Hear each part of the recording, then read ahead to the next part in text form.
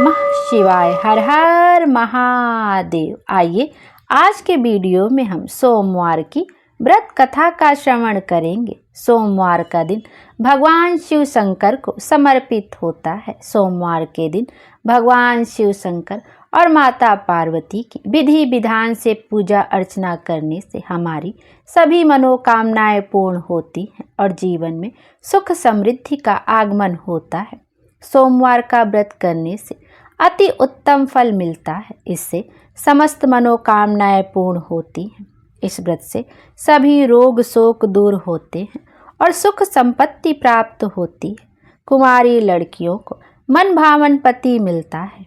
यदि कोई विशिष्ट इच्छा हो तो उसके लिए 16 सोमवार का व्रत करना चाहिए। भगवान शंकर परम दयालु हैं और वह अपने भक्तों की सभी मनोकामनाएं अवश्य ही पूर्ण करते हैं। आइए अब हम सच्चे दिल से भगवान शंकर का ध्यान करते हुए सोमवार की व्रत कथा का श्रवण करते हैं। सोमवार व्रत की पौराणिक कथा। ज्वालापुर नामक नगर में एक बहुत धनी साहूकार रहता था। उसके घर में धन की कोई कमी नहीं थी। उसे केवल एक दुख था कि उसके कोई पुत्र नहीं था। वह दिन रात यही चिंता करता रहता था।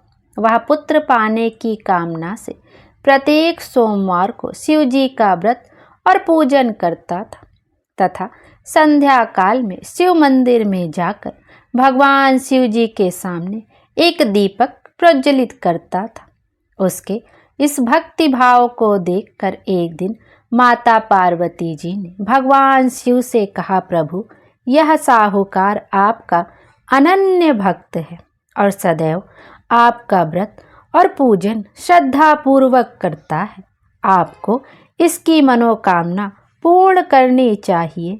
माता पार्वती की बात सुनकर शिव जी ने कहा, हे पार्वती, यह संसार कर्म क्षेत्र है। जिस प्रकार किसान खेत में जैसा बीज बोता है वैसा ही फल काटता है, उसी प्रकार इस संसार में हर व्यक्ति अपने कर्मों के अनुसार ही फल भोगता है। तब माता पार्वती ने अत्यंत आग्रह के साथ कहा, प्रभु, यह साहूकार आपका अनन्य भक्त है और यदि इसे कोई दुख है तो वह दुख आपको अवश्य ही दूर करना चाहिए, क्योंकि आप सदैव अपने भक्तों पर दयालु रहकर उनके दुखों को दूर करते हैं। यदि आप ऐसा नहीं करेंगे तो मनुष्य आपकी सेवा और व्रत क्यों करेंगे। माता पार्वती का ऐसा आग्रह देखकर भगवान शिव ने कहा, हे पार्वती, इस साहूकार के कोई पुत्र नहीं है। इसी चिंता में यह दुखी रहता है। इसके भाग्य में पुत्र ना होने पर भी मैं इसे पुत्र की प्राप्ति का वर देता हूँ, पर इस पुत्र की आयु केवल 12 वर्ष की होगी। इसके पश्चात वह मृत्यु को प्राप्त हो जाएगा। इसके लिए इससे अधिक मैं और कुछ नहीं कर सकता। यह सारा वार्तालाप साहूकार सुन रहा था। इससे उसे ना तो कोई प्रसन्नता हुई और ना ही दुख हुआ। वह पहले की तरह ही भगवान शिव जी का व्रत और पूजन करता रहा। कुछ समय बीतने पर साहूकार की स्त्री गर्भवती हुई और 10वें महीने में उसे एक अति सुंदर पुत्र प्राप्त हुआ। साहूकार के घर में बहुत खुशी मनाई गई। साहूकार ने निर्धनों तथा ब्राह्मणों को अन्न, वस्त्र और धन आदि देकर संतुष्ट किया, परंतु उसने किसी को पुत्र की आयु का भेद नहीं बताया। जब वह बालक 11 वर्ष का हो गया तो उस बालक की माता ने साहूकार से बालक के विवाह आदि के लिए आग्रह किया, लेकिन साहूकार ने कहा कि अभी मैं इसका विवाह नहीं करूँगा, इसे पढ़ने के लिए काशी जी भेजूँगा। फिर साहूकार ने अपने साले अर्थात बालक के मामा को बुलाकर और उसे बहुत सा धन देकर कहा, तुम इस बालक को पढ़ने के लिए काशी जी ले जाओ और रास्ते में जिस स्थान पर भी रुको वहाँ यज्ञ तथा ब्राह्मणों को भोजन कराने के बाद आगे जाना। वे दोनों मामा भांजे यज्ञ कराते और ब्राह्मणों को भोजन कराते हुए जा रहे थे। रास्ते में प्रतापनगर नामक शहर पड़ा।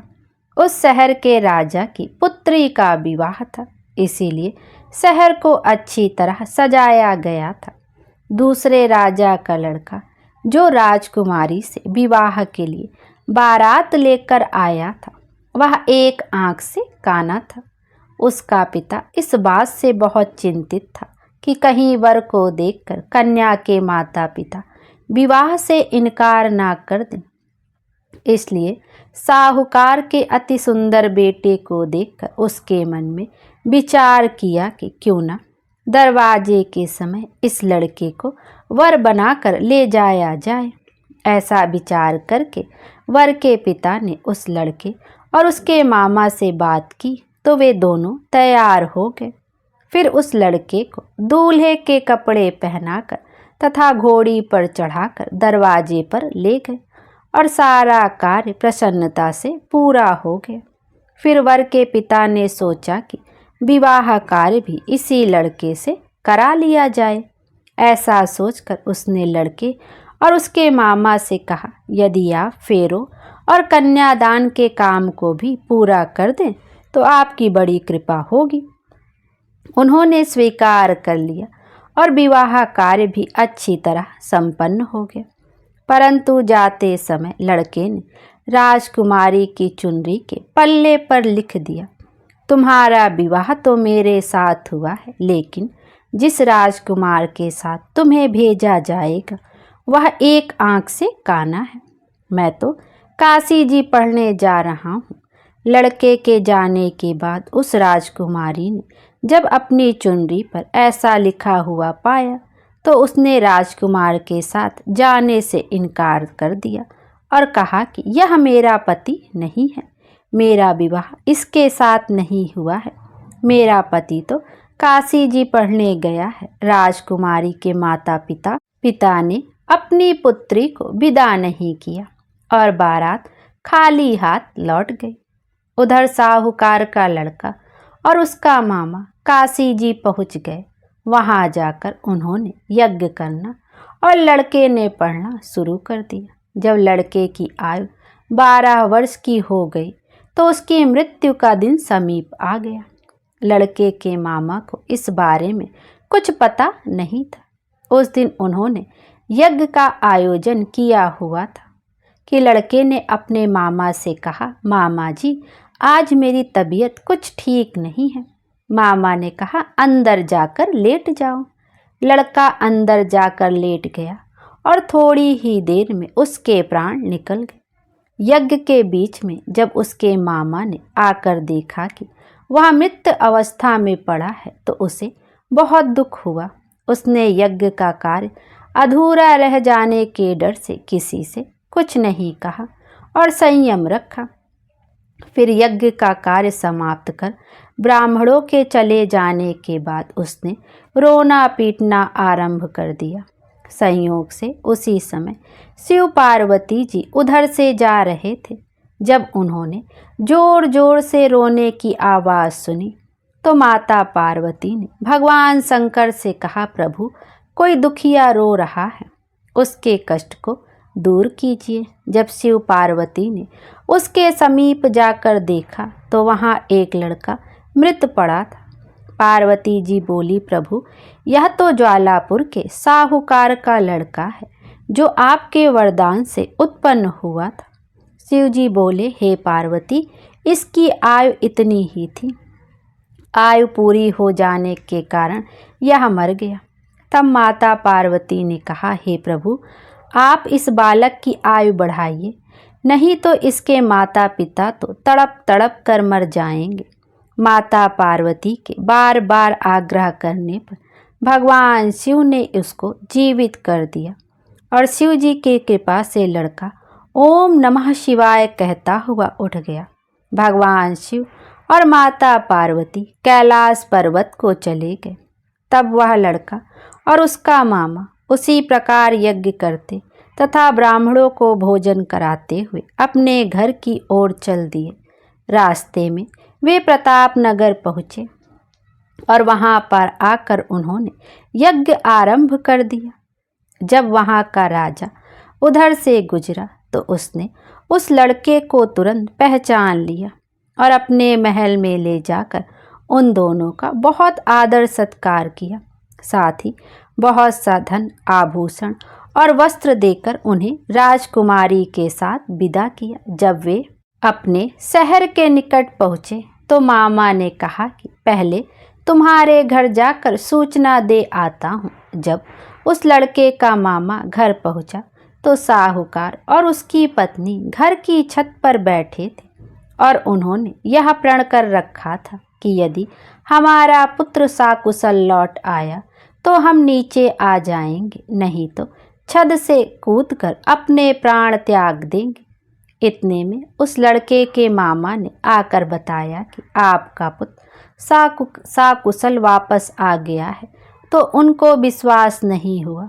तब मामा ने शपथ पूर्वक कहा कि आपका पुत्र अपनी स्त्री के साथ आया है, तो सेठ अपनी पत्नी और सगे संबंधियों के साथ नगर द्वार तक गया और आनंद के साथ उनका स्वागत कर उसे अपने घर ले आया। वे बड़ी प्रसन्नता के साथ रहने लगे। इसी प्रकार जो व्यक्ति सोमवार का व्रत करके भगवान शंकर तथा माता पार्वती का पूजन करता है अथवा इस कथा को पढ़ता या सुनता है, उसके सारे दुख दूर होते हैं और उसकी समस्त मनोकामनाएं पूर्ण होती हैं। बोलिए शंकर भगवान की जय। आइए अब भगवान शंकर की एक पावन सी कथा का श्रवण करते हैं। इस कथा में हम जानेंगे कि भगवान पापी लोगों को पाप करते देखकर भी मौन क्यों रहते हैं, उन्हें उसी वक्त सजा क्यों नहीं देते हैं। इस कथा के माध्यम से हम जानेंगे कि कैसे प्रभु अपने भक्तों पर असीम कृपा बरसाते हैं। बोलिए शंकर भगवान की जय। एक बार की बात है, देव ऋषि नारद नारायण का जाप करते हुए भगवान शिव के दर्शन करने की इच्छा से कैलाश पर्वत पर गए। देव ऋषि नारद को आया देखकर भगवान शिव बड़े प्रसन्न हुए और कहने लगे, हे देव ऋषि, आज अचानक किस कारण से कैलाश पर्वत पर आपका आगमन हुआ है? अवश्य कोई विशेष कार्य होगा जिसका भाग बनकर आप यहाँ पर आए हैं। तब नारद ऋषि कहने लगे, हे भोलेनाथ, आप तो अंतर्यामी हैं, भला आपसे कोई बात कैसे छुपी रह सकती है? हम यहाँ पर किस लिए आए हैं आपको भली भांति पता है। फिर भी यदि आप पूछ रहे हैं तो हे प्रभु, आज मेरे मन में एक शंका उठ रही है। उसी शंका का समाधान करने के उद्देश्य से मैं आपके पास आया हूँ। प्रभु कृपया मेरी इस शंका का समाधान कीजिए। भगवान शंकर कहते हैं, हे नारद, तुम्हारे मन में जो भी शंका हो, जो भी जिज्ञासा हो, निसंकोच होकर कहो। मुझे तुम्हारी इन शंकाओं का समाधान करके प्रसन्नता ही होगी, क्योंकि तुम्हारे सभी प्रश्न, तुम्हारी सभी जिज्ञासा लोकहित के लिए ही होती है। तब देव ऋषि नारद ने भगवान से पूछा, प्रभु, पापी लोगों को पाप करते देखकर भी भगवान चुप क्यों रहते हैं? उन्हें उसी समय दंड क्यों नहीं देते?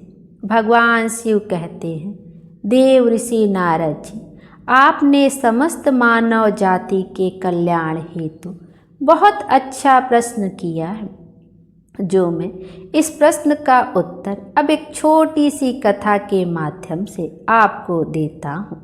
इसलिए आप इस कथा को ध्यान से और मन लगाकर सुनना। जो भी मनुष्य इस कथा को ध्यान से श्रवण करता है, वह अपने जीवन काल में कभी किसी बात को लेकर कभी कोई पश्चाताप नहीं करता। वह मनुष्य पाप रहित हो जाता है। ऐसा मनुष्य जान जाता है कि पापी लोगों को पाप करता देखकर भी भगवान मौन क्यों रहते हैं। अब भगवान शिव देव ऋषि नारद को कथा सुनाना प्रारंभ करते हैं। भगवान शिव कहते हैं, देव ऋषि, प्राचीन समय की बात है, एक जंगल में मोर और मोरनी का जोड़ा रहा करता था। वह दोनों पति पत्नी एक दूसरे से बड़ा प्रेम करते थे, एक दूसरे का बहुत आदर सम्मान करते थे। इस तरह उनका जीवन बड़े सुख और आराम से कट रहा था। उनके जीवन में कभी किसी प्रकार का कोई दुख नहीं था। फिर एक दिन की बात है कि मोरनी अपने पति मोर से कहने लगी कि सुनो जी, भगवान की जिंदगी कितनी सुखी है, कितनी आराम भरी है ना, क्योंकि इनका काम तो सिर्फ दुनिया को चलाना होता है और वह तो बैठे बैठे ही पूरी दुनिया को चलाते हैं। उन्हें तो कोई मेहनत का काम नहीं करना पड़ता है और उन्हें उनके भक्त अच्छे अच्छे भोग भी लगाते हैं। उन्हें अच्छे अच्छे पकवान भी खाने को मिल जाते हैं। उन्हें तो खुद से पकवान भी नहीं बनाने पड़ते। और दूसरी ओर देखो, हमारा जीवन कितना मुश्किलों से भरा है। हम रोज अपना दाना पानी लोगों से छुप छुप कर जंगल में ढूंढते हैं। प्रिय श्रोताओं, मोरनी की बात सुनकर मोर कहने लगा, प्रिय, ऐसा नहीं है।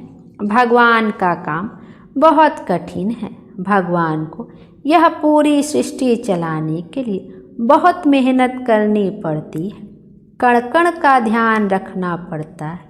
मैं तुम्हें इसके बारे में एक कथा सुनाता हूँ। उस कथा को तुम सुन के समझ जाओगी कि भगवान का काम कितना कठिन होता है। तब तुम्हें मेरी यह सारी बातें समझ में आ जाएगी। सुनो, अब उस कथा को ध्यानपूर्वक सुनो।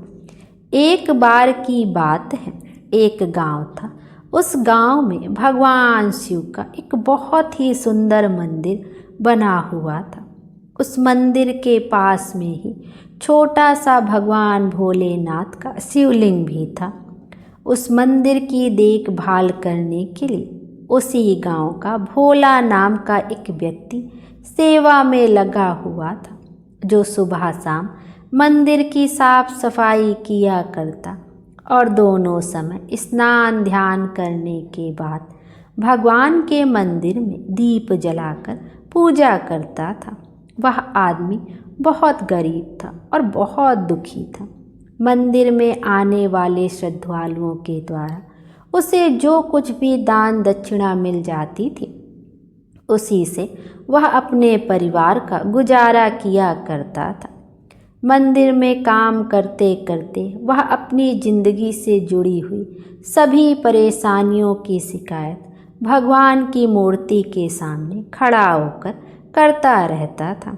कभी शिवलिंग के समीप तो कभी भगवान शिव की प्रतिमा के पास जाकर, कभी वह अपने घर की बातें, परिवार की बातें भगवान से कहता, तो कभी दुनियादारी की बातें किया करता। अब मोर आगे कहता है कि एक दिन की बात है, वह भगवान भोलेनाथ के शिवलिंग के सामने खड़ा होकर दोनों हाथ जोड़कर कुछ शिकायतें कर रहा था कि हे भगवान, आपकी जिंदगी कितनी आरामदायक है। आप तो बस मंदिर में एक जगह आराम से बैठे रहते हैं और चुपचाप लोगों की प्रार्थनाएं सुनते रहते हैं। कोई आपको लड्डुओं का भोग लगा जाता है, कोई प्रसाद चढ़ा जाता है और तरह तरह की मिठाइयाँ और पकवान भी आपको यहीं बैठे बैठे खाने को मिलते रहते हैं। आपका जीवन कितना आसान है और प्रभु, मेरी जिंदगी देखो कितनी कठिन है।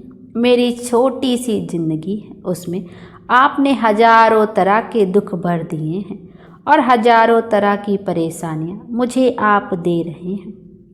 मैं दिन भर कड़ी मेहनत करता हूँ, तब कहीं 2 समय का खाना मैं अपने और अपने परिवार के लिए जुटा पाता हूँ।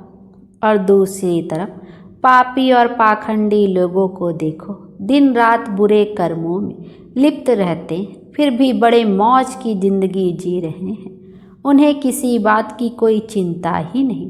भगवान, अगर मेरी जिंदगी भी आपकी तरह हो जाती तो मेरा जीवन कितना खुशहाल हो जाता। तभी अपने उस भक्त की ऐसी बातें सुनकर भगवान से भी रुका नहीं गया और वह उसे शिवलिंग से तुरंत ही त्रिभुज रूप में अपने नंदी के साथ प्रकट हो गए और कहने लगे, हे पुत्र, तुम जो सोच रहे हो गलत सोच रहे हो। तुम जो सोच रहे हो और जैसा सोच रहे हो वैसा बिल्कुल नहीं है। दूर से देखने पर सबका जीवन अपने जीवन से अच्छा और दूसरों का जीवन बुरा ही दिखाई देता है। जब हमें उसकी वास्तविक जिंदगी का पता चलता है तब समझ में आता है कि यह तो मुझसे भी गया गुजरा जीवन जी रहा है। तुम मेरी जिंदगी को बड़ा आसान समझ रहे हो ना। मेरा जीवन उतना आसान नहीं है जितना तुम समझ रहे हो। मुझे भी बहुत सारी बातें देखनी पड़ती हैं, बहुत सारी व्यवस्थाएं करनी पड़ती हैं। मुझे हर समय बहुत सारी चिंताएं सताती हैं कि अच्छे के साथ अच्छा कैसे हो, बुरे के साथ बुरा कैसे हो। यह सब सोचना पड़ता है। अगर कोई असहाय को रुलाता है, कोई पीड़ित को पीड़ित करता है तो मुझे उसकी रक्षा करनी पड़ती है। मेरी जिम्मेदारी को जिस दिन तुम समझ जाओगे उस दिन तुम्हें मेरी मेहनत के बारे में भी पता चल जाएगा। फिर भगवान शिव उस व्यक्ति से कहने लगे, हे पुत्र, इतना आसान नहीं है भगवान बनना। जिस तरह एक पिता बनकर मनुष्य अपनी संतान के लिए अपने दायित्वों को निभाता है, उनके दुख सुख अच्छे बुरे हर बात का ध्यान रखता है, उसी तरह मुझे भी तुम सबका ख्याल रखना पड़ता है। इतनी सारी जिम्मेदारियों को एक साथ निभाना कोई आसान काम तो बिल्कुल नहीं है। अब भगवान शिव की बात सुनकर वह भक्त बोला, प्रभु, आप तो बहुत ही भोले भाले हैं। आप यह कैसी बातें कर रहे हैं? आपका काम तो सचमुच में बड़ा ही आसान है। प्रभु, जिस तरह से आप पूरा दिन बैठे रहते हैं, आपकी तरह मैं भी किसी समय बैठा रहता हूँ तो किसी समय खड़ा रह सकता हूँ। इसमें भला कौन सी बड़ी बात है। भगवान शिव ने देखा कि यह मेरा भक्त ऐसे नहीं मानने वाला। तब कहने लगे, पुत्र, मैं फिर कहता हूँ कि तुम यह काम बिल्कुल नहीं कर पाओगे जो मैं कर सकता हूँ। मेरे इस काम में बड़े धैर्य की आवश्यकता पड़ती है और मनुष्य में इतना धैर्य नहीं होता कि वह परिणाम घोषित होने तक रुक सके। मनुष्य के अंदर यह कमजोरी होती है कि वह थोड़ा सा सुख पाता है तो घमंड से भर जाता है और जरा से भी दुख आ जाए तो टूट कर बिखर जाता है। फिर वह भक्त बोला कि प्रभु, अच्छा, अगर ऐसी ही बात है तो आप मुझे बस एक दिन के लिए अपनी जिंदगी जी लेने दीजिए। फिर आप जैसा कहेंगे मैं वैसा ही करूँगा। मोर आगे अपनी पत्नी से कहने लगा कि हे प्रिय, भगवान भोलेनाथ ने उस व्यक्ति को बहुत समझाया पर वह तो था बड़ा जिद्दी। उसने भगवान शिव की एक बात भी नहीं मानी। फिर भगवान भोलेनाथ ने भी सोचा कि चलो इसे एक दिन के लिए अपनी जिंदगी दे ही देता हूँ। कुछ लोगों पर उपदेशों की बातों का कोई असर नहीं होता है। वह संसार की ठोकर खाने के बाद ही सही राह पर आते हैं। उस भक्त के साथ भी यही होना था। फिर भगवान शिव ने कहा कि बेटा, ठीक है, मैं तुम्हें एक दिन के लिए भगवान बना देता हूँ और जैसी जिंदगी मैं जीता हूँ फिर देखना कि तुम उस जिंदगी में क्या करते हो और मैं भी देखता हूँ कि तुम मेरा काम किस ढंग से करते हो। भगवान शिव कहते हैं, और हाँ, मेरी ज़िंदगी जीने के लिए तुम्हें कुछ शर्तों का पालन भी करना होगा। तब भक्त बोला, हे भगवान, हे भोलेनाथ, मैं तो आपकी सारी शर्तें मानने के लिए तैयार हूँ। बताइए आपकी क्या क्या शर्तें हैं। तब भगवान शिव कहने लगे, हे पुत्र, तुम ध्यान से सुनो। मंदिर में बहुत सारे लोग आएंगे, जिसमें से अच्छे लोग भी होंगे और बुरे लोग भी होंगे, क्योंकि भगवान पर तो सबका एक समान अधिकार होता है। अगर किसी पिता का एक बेटा नालायक निकले तो क्या वह पिता उसे अपना बेटा नहीं मानेगा? इसी तरह अच्छे बुरे दोनों लोग मेरी संतान हैं, किंतु परिणाम में मैं उनके कर्म के अनुसार ही देता हूँ। अब भोलेनाथ आगे कहते हैं कि पुत्र, जब तुम भगवान बनकर मेरी जगह पर खड़े रहोगे तो तुम्हें अच्छा कहने वाले लोग भी आएंगे और बुरा कहने वाले लोग भी आएंगे। तब तुम्हें चुपचाप उनकी बातें सहन करनी होगी और धैर्य के साथ बिना क्रोध किए उनकी बातों को सुनना भी होगा और उनके अच्छे बुरे हर कर्म को भी बारीकी से देखना होगा। तुम्हें अपनी तरफ से कुछ भी अपने भक्त से नहीं कहना होगा, चाहे कुछ भी हो जाए। तब भोला ने कहा, ठीक है प्रभु, मुझे आपकी यह सारी शर्तें स्वीकार हैं। अब तो भगवान भोलेनाथ ने उस भक्त से एक दिन के लिए अपनी जिंदगी बदल दी। फिर एक दिन के लिए उसे भगवान ने शिवलिंग में विराजमान कर लिया और स्वयं सेवक बनकर मंदिर की सेवा करने लगे। फिर जब कुछ समय बीता तो क्या हुआ कि उसी नगर का एक धनी सेठ उस मंदिर में माथा टेकने के लिए आया और भगवान के आगे हाथ जोड़कर प्रार्थना करने लगा कि हे भगवान, मैंने अरबों रुपए लगाकर एक बहुत बड़े कारखाने का निर्माण कराया है। मुझे आप ऐसा आशीर्वाद दीजिए कि मेरा कारखाना बहुत तेजी से चलने लगे और मैं उससे बहुत सारा धन कमा सकूं। वह सेठ ऐसी प्रार्थना करके माथा टेकने के लिए जब नीचे झुका तो उसकी जेब से पैसों का भरा हुआ बटुआ निकलकर जमीन पर गिर पड़ा, लेकिन सेठ को अपना बटुआ दिखाई नहीं दिया, जिससे वह वहां से उठकर जाने लगा। उधर शिवलिंग में विराजमान भगवान शिव का भक्त यह सब देख रहा था।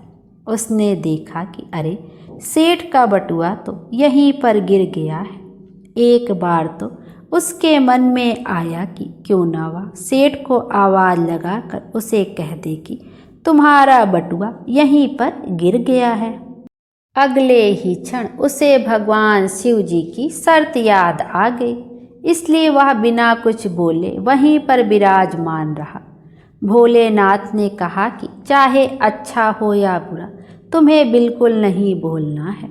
यही सोचकर भगवान बना हुआ वह भक्त चुप रहा। तभी उस मंदिर में एक बहुत ही गरीब आदमी आया और वह भगवान भोलेनाथ के शिवलिंग के सामने खड़ा होकर कहने लगा, भगवान, मैं बहुत गरीब आदमी हूँ। इस गरीबी में बड़े दुख और कष्ट का जीवन जी रहा हूँ। अब तो परिवार का पेट पालना भी मुश्किल हो रहा है। घर पर बीमार माँ है, उसका इलाज कराने के लिए मेरे पास पैसे तक नहीं है। मैं कहाँ से व्यवस्था करूँ प्रभु, कुछ समझ नहीं आ रहा है। आगे मेरा जीवन कैसे चलेगा प्रभु? आज तो मेरे पास मात्र 10 रुपये हैं। इनसे ना तो एक समय का राशन आ पाएगा और ना ही मेरी दवाई का कुछ हो पाएगा। कृपा कर दो भोलेनाथ, ताकि मेरी ज़रूरतें पूरी हो जाएं। ऐसा कहकर बड़े दुखी मन से वह आदमी जब मंदिर से बाहर जाने लगा, तब भी उसकी नज़र पैसों से भरे हुए एक बटुए पर पड़ी। उसने वह बटुआ तुरंत उठा लिया और उसमें बहुत सारे पैसे देखकर वह मन ही मन खुश होने लगा और भगवान को धन्यवाद देने लगा कि हे भोलेनाथ, आप तो वास्तव में बड़े महान हो। आपने मेरी प्रार्थना इतनी जल्दी सुन ली। अब इन पैसों से मैं अपने परिवार के लिए राशन की व्यवस्था करूँगा, अपनी बीमार माँ का इलाज भी कराऊँगा। फिर उधर भगवान बनकर शिवलिंग में विराजमान भक्त सोचने लगा, अरे यह बटुआ तो उस अमीर सेठ का है और यह गरीब आदमी उसे उठाकर ले जा रहा है। एक बार तो उसके मन में आया कि आवाज़ देकर इसे बता दूं कि यह बटुआ उसका नहीं बल्कि एक सेठ का है जो वह लेकर जा रहा है। लेकिन तुरंत ही उसे भगवान भोलेनाथ की शर्त याद आ गई, इसलिए वह चुपचाप रहा। अब गरीब आदमी के जाने के बाद मंदिर में एक व्यक्ति आया और वह तीसरा व्यक्ति एक सैनिक था जो अगले ही दिन अपने राजा के साथ युद्ध करने के लिए जा रहा था। वह मंदिर में भगवान से प्रार्थना करने आया था कि हे भोलेनाथ उसकी यात्रा सुरक्षित रहे और वह युद्ध के बाद साकुशल अपने घर अपने परिवारजनों के बीच लौट जाए। वह सैनिक प्रार्थना ही कर रहा था कि इतने में ही वह व्यापारी अपने कुछ लोगों के साथ मंदिर में आया, जिसका पैसे से भरा हुआ बटुआ मंदिर में गिर गया था। जब सेठ ने उस सैनिक को वहां देखा तो उसने सोचा कि जरूर इसी ने मेरा बटुआ उठाया होगा। तब सेठ के कहने पर सेठ के लोगों ने उस सैनिक को पकड़ लिया और उसे पकड़कर ले जाने लगे। यह बात भगवान शंकर बने हुए उस भक्त को बिल्कुल भी सही नहीं लगी, क्योंकि वह सैनिक तो बिल्कुल निर्दोष था। बटुआ तो वह गरीब आदमी लेकर चला गया था। तब भगवान बने हुए भक्त को अपने सामने होता हुआ यह अन्याय का काम बिल्कुल पसंद नहीं आया और वह कहने लगा, हे सेठ, तेरा बटुआ इसने नहीं चुराया है। तेरा बटुआ तो इसने पहले मंदिर में एक गरीब आदमी आया था, उसने उठाया है। अब सेठ और उसके आदमी भला भगवान की बात क्यों ना मानते। उन्होंने तुरंत सैनिक को छोड़ दिया और गरीब आदमी को पकड़ लाए, उससे सेठ का बटुआ भी छीन लिया। तब वह बेचारा बड़ा निराश हुआ। उधर जब एक दिन का समय पूरा हुआ तब भगवान भोलेनाथ मंदिर में आए। उधर भगवान बने हुए उस भक्त ने पूरे दिन का घटनाक्रम भगवान भोलेनाथ को सुनाया और बड़े गर्व से कहा, प्रभु, आज मैंने एक सैनिक के साथ हो रहे अन्याय को रोक लिया और आपने देखा कि एक दिन भगवान बनकर मैंने कितना महत्वपूर्ण काम किया है। तब भगवान शिव अपने भक्त की बात सुनकर कहने लगे, हे पुत्र, तुमने यह न्याय नहीं अन्याय किया है। तुमने उस गरीब आदमी को पकड़वाकर उसके परिवार के मुख से भोजन का निवाला छीना है, उसकी बीमार माँ का इलाज होने से रोका है। तुमने बहुत बड़ा न्याय किया है क्या? वह सेठ बड़ा अधर्मी था, उसने पाप करके करोड़ों रुपए की यह दौलत जोड़ी है। गरीबों का पेट काट कर उनके साथ धोखा करके उसने उन पैसों को इकट्ठा किया है। अगर उसका बटुआ छूट गया था तो क्या हुआ, कम से कम किसी गरीब का तो उन रुपयों से कुछ भला हो जाता और उस सेठ के कुछ पाप भी कम हो जाते। तुमने उस सैनिक को बचाकर भी बहुत बड़ा अन्याय किया है। तुम्हें लगता है कि तुमने न्याय किया है। वह सैनिक अपने राजा के साथ युद्ध में जाकर एक कमज़ोर देश का राज्य हड़पने वाला था। जानते हो उस युद्ध में कितने निर्दोष सैनिक मारे जाएंगे। तुमने उसे बचाकर बहुत बड़ा अन्याय किया है। भक्त को भोलेनाथ की इस बात को सुनकर बड़ा पश्चाताप हुआ। तब वह कहने लगा, हे प्रभु, हे भोलेनाथ, मैं तो वही देख पा रहा था जो मेरी आँखों के सामने हो रहा था। उसके पीछे की सच्चाई कुछ और ही होगी, यह मैं नहीं देख पा रहा था।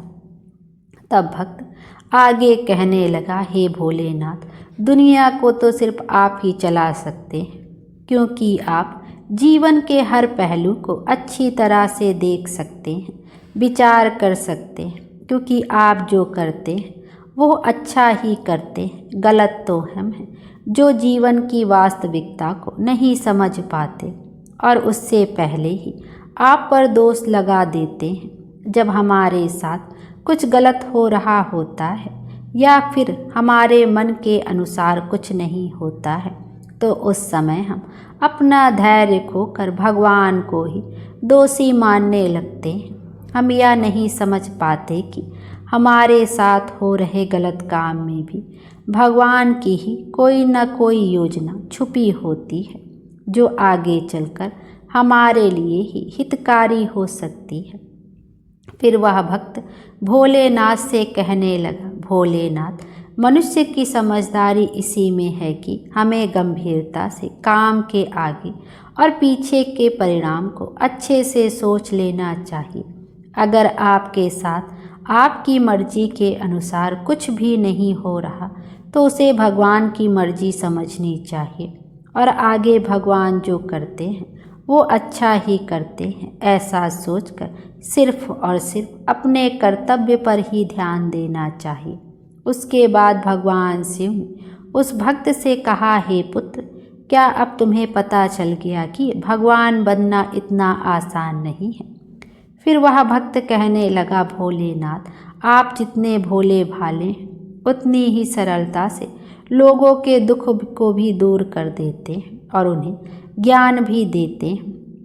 हे प्रभु, अब मैं समझ गया हूँ कि कुछ भी बनना आसान है, लेकिन भगवान बनना बिल्कुल भी आसान नहीं है। उसके बाद भगवान भोलेनाथ उस भक्त को तथास्तु कहकर वहाँ से सीधा कैलाश पर्वत पर पुनः पहुँच गए। अब भगवान शिव देव ऋषि नारद से कहते हैं कि मोर अपनी पत्नी से कहने लगा, हे प्रिय, अब बात करते हैं उन दो कारणों से जिनकी वजह से भगवान पाप होते हुए देखकर भी मौन रहते हैं। पहला कारण तो यह है कि भगवान तब तक आपकी मदद नहीं करेंगे जब तक आप दुनिया वालों पर निर्भर रहोगे। जिस दिन आप खुद पर और भगवान पर पूरी तरह निर्भर हो जाएंगे, उस दिन से वह आपकी सहायता के लिए अवश्य आएंगे। दूसरा कारण है कि भगवान मनुष्य के कर्म भी देखकर चलते हैं कि किस किस को कहाँ कहाँ पर किस किस कर्म का दंड मिलना चाहिए और किस किस कर्म का फल मिलना चाहिए। भगवान हमेशा आपके अगले और पिछले सभी कर्मों को देखकर ही हिसाब करते हैं। अगर आप भगवान के प्रति समर्पित हो गए हैं तो भगवान कभी भी आपके साथ कुछ भी बुरा नहीं होने देंगे। तब देव ऋषि नारद इस कथा को सुनकर बहुत प्रसन्न हुए और कहने लगे, हे प्रभु, आप ही संसार में आदि और अनंत हैं।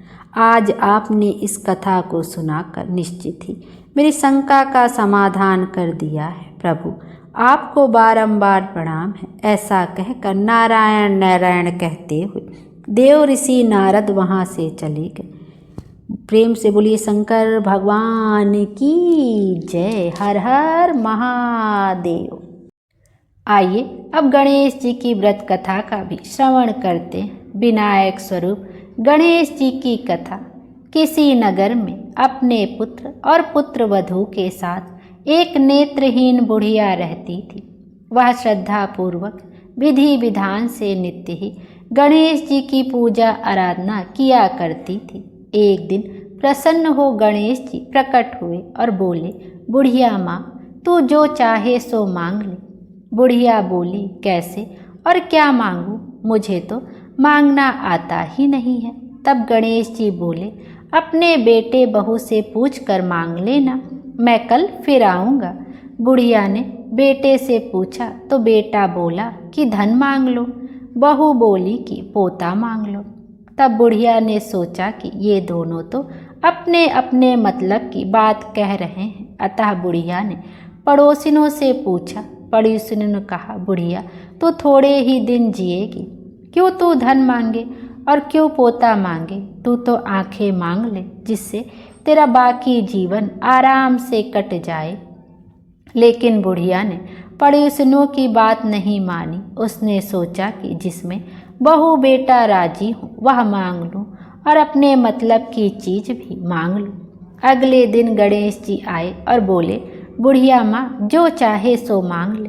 बुढ़िया बोली, यदि आप प्रसन्न हैं तो मुझे 9 करोड़ की माया दे, निरोगी काया दे, आँखों की रोशनी दे, पोता दे, सब परिवार को सुख दे और अंत में मोक्ष दे।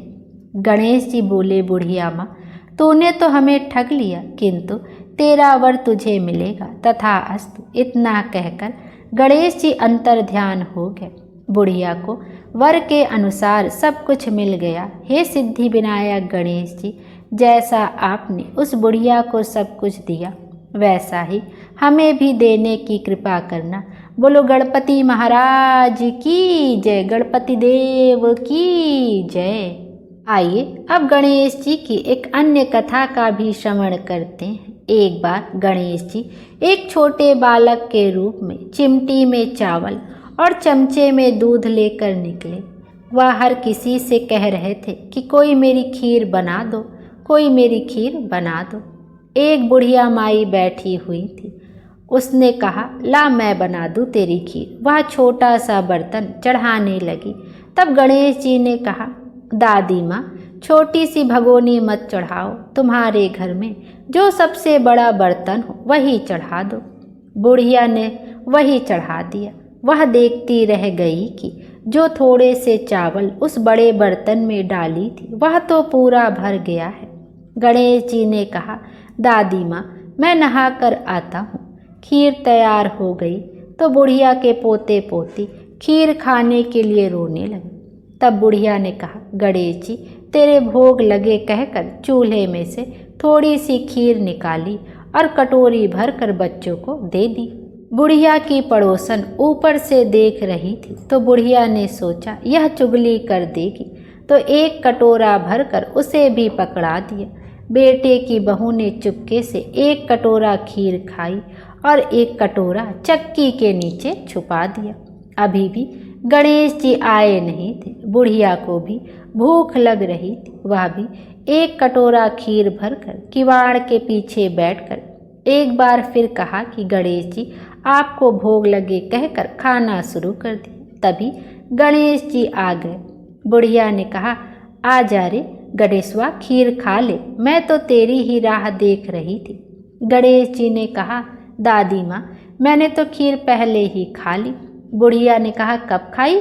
गणेश जी ने कहा, जब तेरे पोते पोते ने खाई तब खाई थी, जब तेरी पड़ोसन ने खाई तब खाई थी, और जब तेरी बहू ने खाई तब खाई थी, और अब तू खाने खाई तो मेरा पेट पूरा ही भर गया।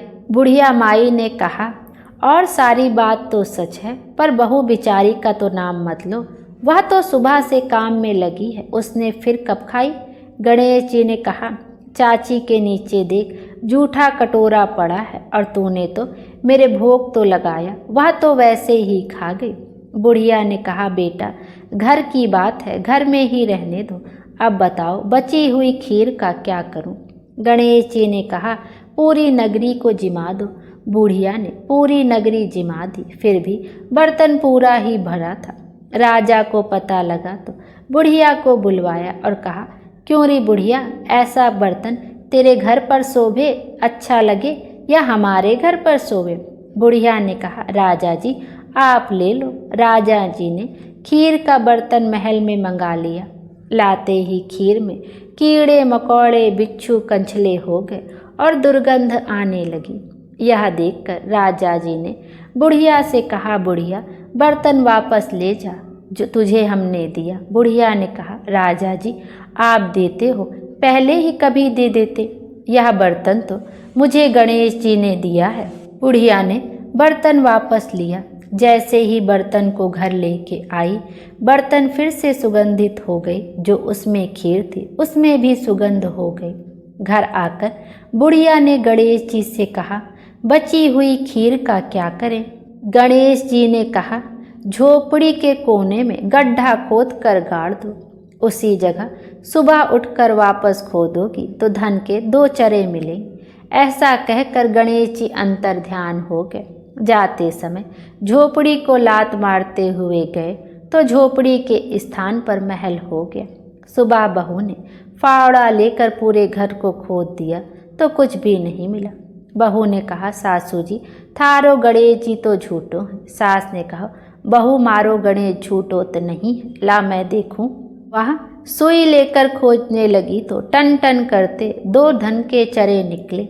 बहू ने कहा, सासू जी गणेश जी तो साचो ही हैं। सास ने कहा, गणेश जी तो भावनाओं के भूखे हैं। या गणेश जी, जैसा आपने बुढ़िया को दिया वैसा सबको देना। विनायक जी की कहानी कहने वाले, हुंकारा भरने वाले और सबको सुनने वाले, सबको देना। बोलिए गणेश जी महाराज की जय।